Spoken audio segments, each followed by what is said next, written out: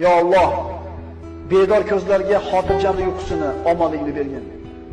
Iztirobga tushgan qalblarga taskin va halovat bergin.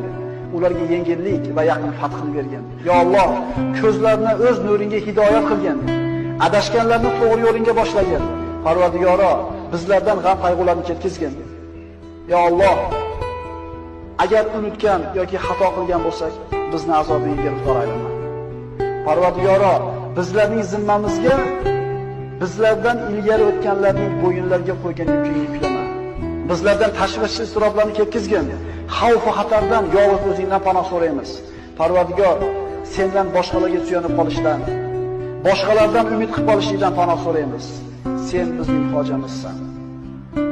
Uning ismini qalbingdan aytgin. Ishonib unga duo iltijo qilgin. Uning rahmatidan umid qil. U duolaringni eshitib turganiga va albatta ijobat qilishiga ishongin.